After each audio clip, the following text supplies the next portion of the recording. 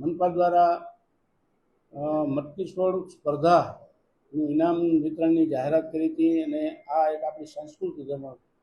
જે આપણા કૃષ્ણ ભગવાનનો જન્મ થાય ત્યારે લોકો મટકી ફોડ કાર્યક્રમ ઉજવતા હોય છે એને બળ પૂરું પડે એટલા માટે રાજકોટ મહાનગરપાલિકાએ સમાજ કલ્યાણ સમિતિએ પહેલી વાર રાજકોટમાં આવી હરીફાઈ રાખી હતી। એમાં લગભગ રાજકોટમાંથી કુલ 53 લોકોએ આ ફોર્મ ભર્યા હતા અને ભાગ લીધો હતો સ્પર્ધામાં। 53માંથી રાજકોટમાં કુલ સારા, જેને ગણવેશ સારો પહેર્યો હોય, જેને વ્યવસ્થા સારી રાખી હોય, સુશોભન અને એવા અલગ અલગ 5 માપદંડોને આવરી લઈ અને એક ગુણાંક આપવાનું નક્કી કર્યું હતું કે એને માર્ક્સ એવી રીતે આપવામાં આવે અને એમાંથી જે 1 થી 5 આવશે એને ઇનામ આપવામાં આવશે। અને જજની ટીમ જ્યાં જ્યાં ફોર્મ ભરાણા હતા અને જ્યાં જ્યાં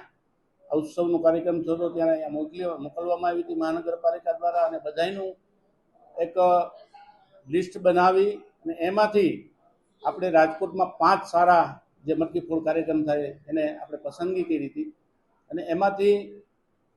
5 લોકોને આજે ઇનામ વિતરણ માટે બોલાવવામાં આવ્યા હતા, જે 1 થી 5 એમાં 1 નંબર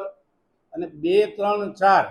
જે ટાઈ પડી હતી એટલે 2, 3, 4 એ 2 નંબરમાં આપ્યા ને 5 નંબર એવી રીતે 5 ઇનામ કુલ 51,000થી માંડીને નીચે બધા આપવામાં આવ્યા।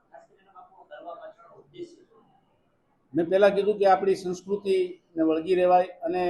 લોકો એક શ્રાવણ માસ એવો ભક્તિને અનુરૂપ માસ હોય છે કે લોકો એમાં ભક્તિભાવથી જોડાયેલા હોય છે। આખો મહિનો ભગવાન ભોળાનાથની પૂજા કરતા હોય છે અને સાતમ આઠમ એ કૃષ્ણ જન્મોત્સવનો આનંદ લોકોમાં અનેરો હોય છે અને આ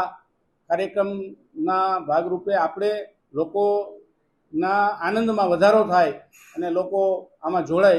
એને અનુરૂપ કાર્યક્રમ કરવામાં